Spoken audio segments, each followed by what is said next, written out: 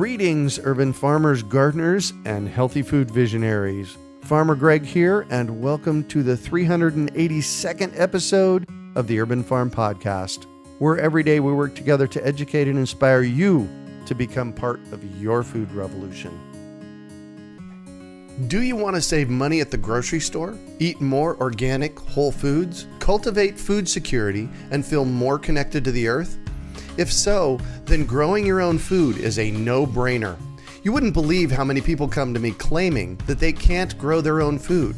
They think they don't have enough space, that they're too busy, or that they simply don't have what it takes. Perhaps you've fallen for one of these gardening myths. If you think you can't grow food, or if you think the only food that you have access to is what you buy in the grocery store, I have a life-changing webinar that you need to see. It's free and will help you unearth your inner gardener. I've helped thousands of people just like you learn to grow their own food, and I'm speaking from my own experience when I say that with the right knowledge in place, there is no such thing as a black thumb. With this webinar, you can begin making your garden dreams come true and start growing delicious, nutritious food for your family.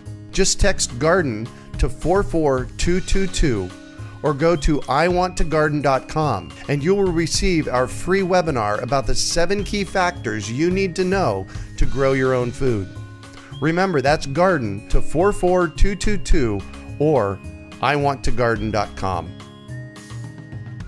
Today on our podcast, we have someone who has an epic story to share. We're talking with Lynn McMahon about her century-old family urban farm. Lynn lives with her husband Mike and their Walker Coonhound on their family's 128-year-old urban farm homestead, bought by her husband's great-grandfather in 1890 on the outskirts of town. They are in their 4th generation living in the house and growing food on a small city lot. They've raised 4 children there, and now with 8 grandchildren visiting, the 6th generation is connected to the very same land. Welcome to the show today, Lynn. Are you ready to rock the urban homestead? I am ready to rock the homestead. Thank you, Greg. Excellent. So I shared a bit about you. Can you fill in the blanks for us and share more about the path you took to get where you're at today? Sure. Actually, when my husband and I bought the house, we bought it from my husband's mother, who inherited it. The house had been passed on through the family, and my intention was we were going to live here for,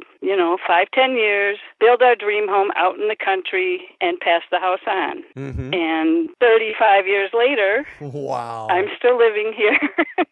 Still dreaming of the country, but I'm very happy where I am right now. Perfect. So you talked about it when he bought it in 1890. It was on the outskirts of town. And now you're not quite on the outskirts of town anymore, I suspect. No. Actually, when my husband's great-grandfather bought the land, this was considered the country out in the boondocks. And right now, we are pretty much in the central city, and there is very little green space around here. Lots of houses that were built when our house was built, city park behind our house, and it's just amazing what's happened in 128 years. Oh, no kidding. So it must be an interesting story having really grown up in the space, because you've known the space your entire life. Tell us about that. Well, when my husband and I met, this was back in the 70s. I was living out in the boondocks. I was born in Milwaukee, came to Union Grove, and when we got married, I came to the city here with my husband. And the whole time we were dating, and I knew him, we came to the house here. His grandma had lived here. He would come and cut the grass. We'd do some weeding, help her around the house here. So this house has been part of my life for 41 years. That's a long time. Yeah. So let's talk about the house and how it was built. When my husband's great-grandfather bought the homestead, it was in 1890, and he had bought the land from a farmer. I guess they were called a bachelor farmer for whatever reason back in the day. Uh-huh. And this was actually a subdivision, and he sold off blocks of the land in this subdivision. And my husband's great-grandfather bought the land where our house now sits and the house to the north of us. The house to the south of us was purchased by a Catholic church, and the priest from that church actually lived in that house until our neighbors bought it. And in 1908, I actually still have the land contract and the business contract, which is written on one piece of paper that says, I can actually read it to you what the contract was. He paid $600 for the land parcel, which is 155 feet by 66 feet. About a third of an acre. And when he bought that, when my husband's grandmother got married, they built the house to the north of us. And they lost that house during the Depression. So they moved back here into our house. Mm-hmm. And when the original house, the house where we live right now, was purchased for $1,746.23, I believe. It cost to build our house because great-grandpa had extras put in our house. For a little over $1,000, he got extras. Well, for $43, he got extras, actually. Wow. He made 2 payments. I can send you, actually, the pictures of the contract if you care to see them. It's unbelievable that this is just basically a handwritten note. Uh-huh. He made 3 payments for the house, and on the final payment, it shows there was extras for a furnace stack, sliding doors, which were between our living room and our dining room, which I guess you would call them French doors. French doors, yeah. They're no longer here anymore. And he paid $3.50 for a border and our wood floor in the living room and the dining room, and we actually still have the original floors in our house, which we refinished. Wow. How incredible is that? You've lived in this place for a very long time, so tell me about your food story around this. The food story, it's really not so much a food story in the beginning, how it started. When we would come here to visit Grandma, and then when my husband's mom would come here, we have a lilac bush in our yard that has been here for, my mother-in-law said, as long as she could remember. And when she passed away 8 years ago, she was 92 years old, and this tree is still blooming in our yard. Wow. So every year when winter comes, we go out there, we knock the snow down to keep it going and try to keep new branches forming. And a couple of years ago, I decided to make some lilac jelly out of the blossoms on our tree. And I've been doing that for a couple, 3 years now. And I remember Grandma had peony bushes, and they were growing into our yard now because our neighbors had a fence up, so it kind of took over, and he kept mowing the grass, and the peony bushes died. There were hollyhocks here.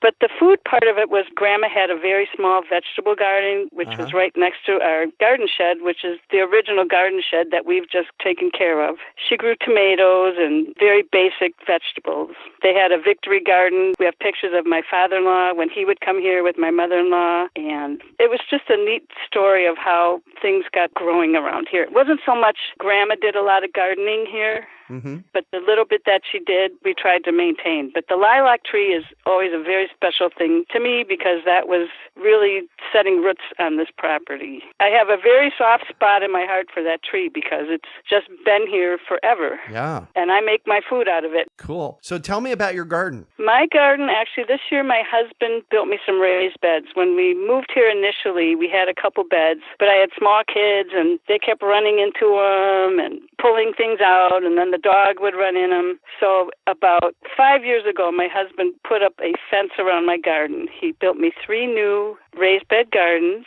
and I kind of went a little crazy this year with the grandkids because they wanted to help Nani plant. So we have corn, several kinds of tomato plants. We have green beans, lots of herbs, flowers, cabbage, we have cauliflower, berries, and there's a story about the berries too. Tell me. Because my side of the family is also rooted in this house. My dad got some raspberry bushes probably 40 plus years ago on a job site he was working, and the people said, if you want them, you can take them. So he dug the raspberries up, he planted them in his yard, and when we moved here, when we bought the house, I took raspberries from his house, planted them in our yard, and they're still alive, gave some to the neighbors. So every year I make raspberry jelly, or we make raspberry preserves, we make salads with raspberries, and the grandkids are picking the berries that I picked when I was a kid. Wow. How cool is that? You've just threaded it throughout many generations of your family. Yep. Both sides of our family are deeply rooted in this house. Flowers that came from my parents' house, that came from my grandmother's house in Milwaukee, still bloom here. I have daylilies, and it's just a special place, and I didn't realize that. Yeah. This was going to be our halfway house between where the green grass grows and It's very emotional. Oh, I can get it. When I think that I almost wanted to leave here and start something new when I think of all the memories that this house has. Well, it's different when you've lived in a place for a very long time. I've actually lived here at the urban farm for 29 years. That's over half of my life. It's different than, having lived, 5 years here, 3 years here. Right. It gets us deeply rooted in the space. Yep, that's for sure. Yeah. And my kids feel the same way, and now my grandkids. Nice. Mm-hmm. Who do you suppose will be living in your house as time travels on? Well, my oldest granddaughter keeps telling me, Nani and Papa, when you move, we're going to move into your house. Nice. How old is she? She's 12. Oh, good. Mm-hmm. So how on earth did you get involved in the county fair? It started when I actually was a kid growing up out in the county. I did belong to 4-H for 1 year. I exhibited a guinea pig, which really isn't something you would think would be something that a county kid would do, more like a city kid. Uh-huh. That's what I did. And it was a fun experience. And it was a learning experience, and then I thought, well, maybe we'll see what happens when I get older. But I got to be a teenager and kind of fell to the side of the road. So after I got married, I started taking my kids to the county fair. My parents lived practically across the street from the fairgrounds. Mm-hmm. So we went every year, and I'd look at all the exhibits, and maybe someday I'll do it again. And I talked to one of the superintendents there, and she said, you come every year, you look at the exhibits. Why don't you come in, bring something? And it's like, well, I don't know. I live in the city. I have, a little tiny garden, but I do like to grow herbs. And she said, well, we have a place that herbs are entered. Why don't you just try to bring your herbs next year? So I went back the next year, brought in my little bunch of herbs, and I actually got first place, which kind of got the wheels turning. Uh-huh. And I thought, well, if I can do it with herbs, maybe we'll try something else. So I went back the next year. I had some little hot peppers and a few other little garden things, brought them in. And she said, we're always looking for helpers here, and you seem to know enough about vegetables. Why don't you come and join us and be a superintendent in the vegetable department? Wow. So 21 years later, this girl from the city to the county to the city is a superintendent at the county fair that she went to when she was a kid and brought her kids and now my grandkids. How cool is that? So what does the superintendent at the county fair do? Well, it's a glorified volunteer job. Uh-huh. What you do at the county fair is every year, the Saturday before the fair, we have a cleanup where we go in there, we clean out the barns and the buildings, get them ready for the fair. We decorate the buildings. We have a meeting, discuss our hopes and dreams, what's going to happen at the fair for that year. And the Tuesday before the fair actually starts, we go in there, set everything up. People bring their exhibits in. Actually, it's the Monday. They changed it to Tuesday now. So we get everything ready for all the exhibitors to come, bring their things in, make sure everything's put in its place. We walk around with the judge and put ribbons on the items. We go through all of the exhibitors, and at the end, we have what is called a outstanding exhibitor. And that's the person who has the most exhibits that come in that get blue or red ribbons. And then we pretty much just come back at the end of the fair. We clean out the barns. We have a get-together dinner. You're a volunteer judge in this space. Actually, we're not a judge. We have nothing to do with the judge. We have to walk around and be quiet, which is extremely hard when you have exhibits that are being exhibited and you can't say anything. Oh, yeah.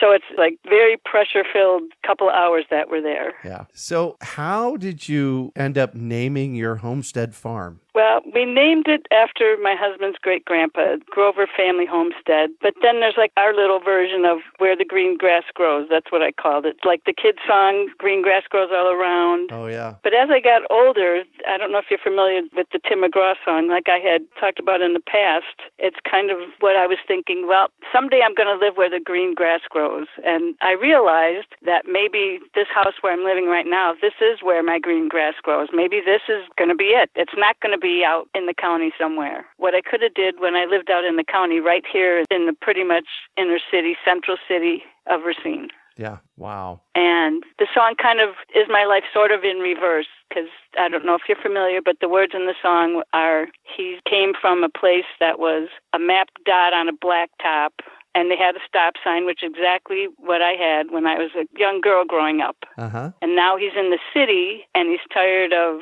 the glitter, and he doesn't know who his neighbors are. And I kind of feel that way, and I thought, well, that's why we'll call it that too, just because this is maybe going to be where the green grass grows. Maybe there isn't another homestead for me, but we have so much tied into this house. We have trees that my husband and I planted for special occasions, and like I told you before, the raspberries that came from my parents' house, the flowers that came from Grandma's house. So there's just a whole lot of me in this house now, and my family. A whole lot of life. Yes, indeed. So I want you to think back over the past few decades. Was there one thing that happened that just really informed you or really showed you that, yes, this is absolutely where I need to be? There's actually a couple of things, and they're related to stories that actually happened in this house and just things that you don't hear anymore. My mother-in-law was born in our living room. Wow. She had stories of when she was a kid that her and her brother, she had a brother, they had to separate him because I believe it was during the influenza of 1918. Mm-hmm. They kept the kids separated, and she would tell me stories. She would be living downstairs, and her brother would be living upstairs with Grandpa and Grandma, and they would pass suckers and candy and food underneath the door between our kitchen and the upstairs. You know, just silly little stories like that, and just so many memories. And I had a story, actually a funny but not funny story, relating also to the county fair. A couple of years ago, I had gotten locked out of the house.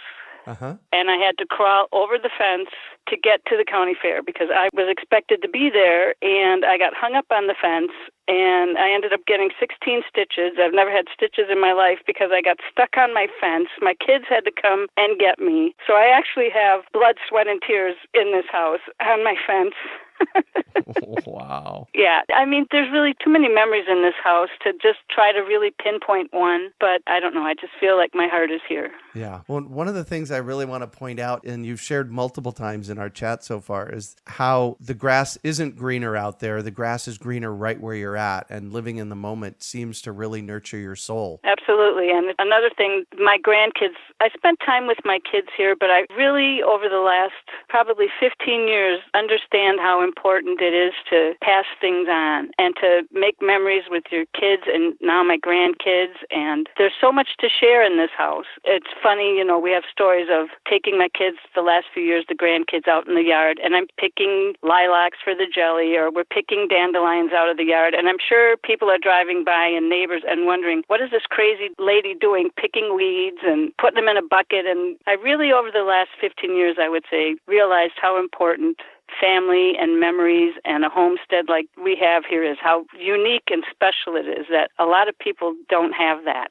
Yeah, well, amen to that. So I'm going to shift on you, and I'd like for you to talk about a time you failed, how you overcame that failure, and what you might have learned from it. I think that kind of goes back to my thinking 15 years ago. You know, when we first lived here, I don't think I had a true meaning of how special this place was. And I had, you know, garden variety of flowers that I grew here and a couple little plants and, you know, tried to keep up with the grass and the whole not do weeds. I mean, I never did the Roundup thing, but trying to make this place something that it wasn't. And now when I go in my backyard and I see my dandelions and I see the wild violets and I see the clover growing in the grass that my husband's family planted, it's just, I wished I would have thought of that and put more into it years ago. So I kind of feel the first 20 years maybe that I lived here, 15 years, I missed so much opportunity, things I could have grown and different memories I could have made here,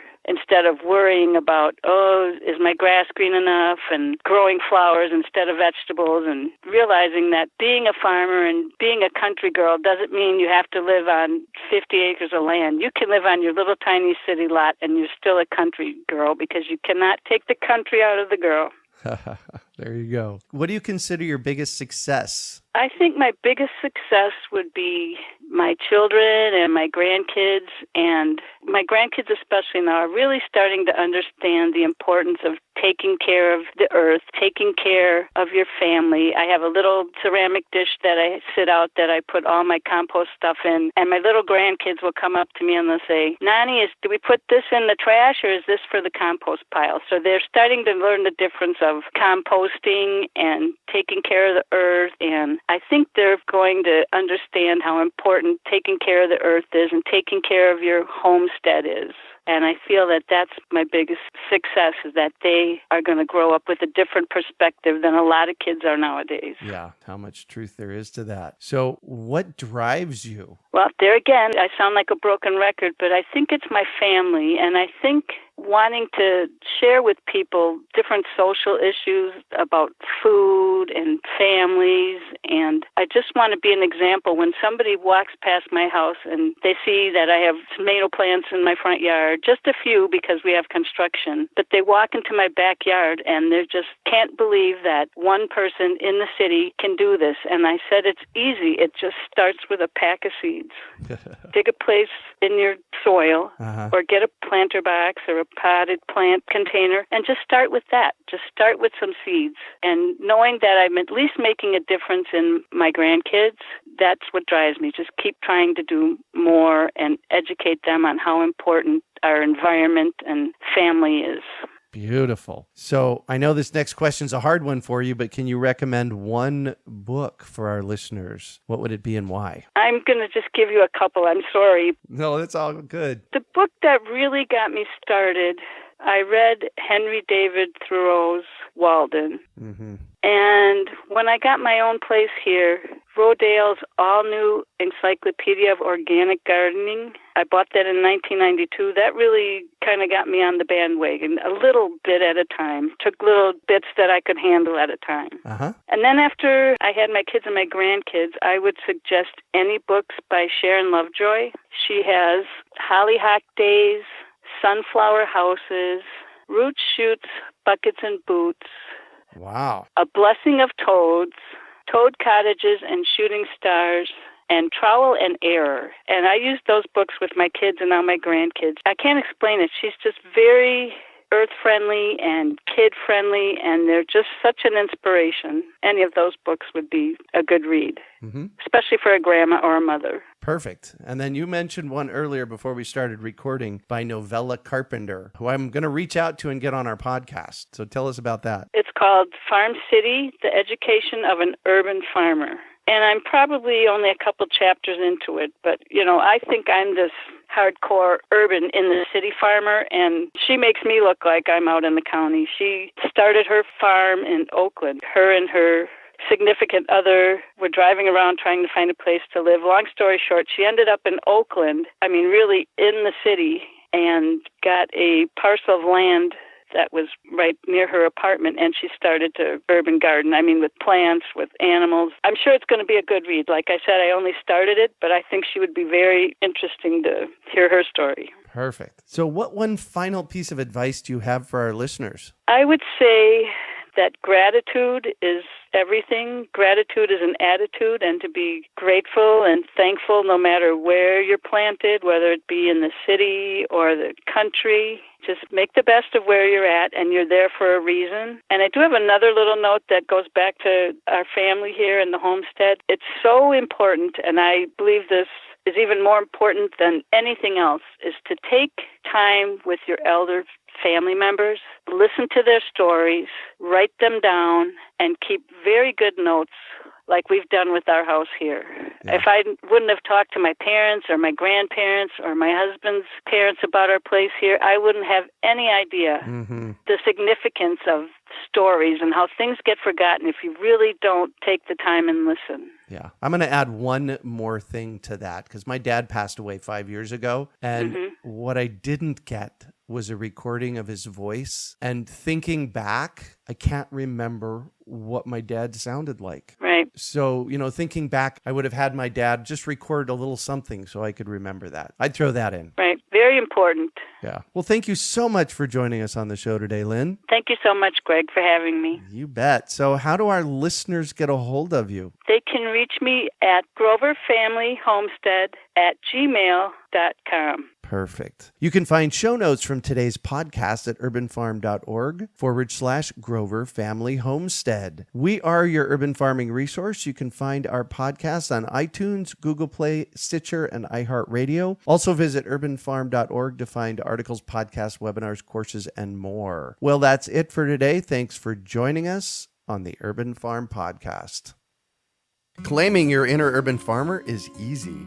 Grow food, share it, and name your farm. Then let the world know you're an urban farmer while supporting our podcast. Pick up your Urban Farmer bling, hats, and t-shirts at imanurbanfarmer.com. We hope you enjoyed today's episode of the Urban Farm Podcast. Remember to listen for tips, advice, and resources to help you on your journey with urban farming. You can find us on the web at urbanfarm.org or send us an email to podcast@urbanfarm.org. In the words of Vincent van Gogh, great things are done by a series of small things brought together. Be encouraged that with each lesson learned and skill developed, you are one step closer in the direction of your dreams.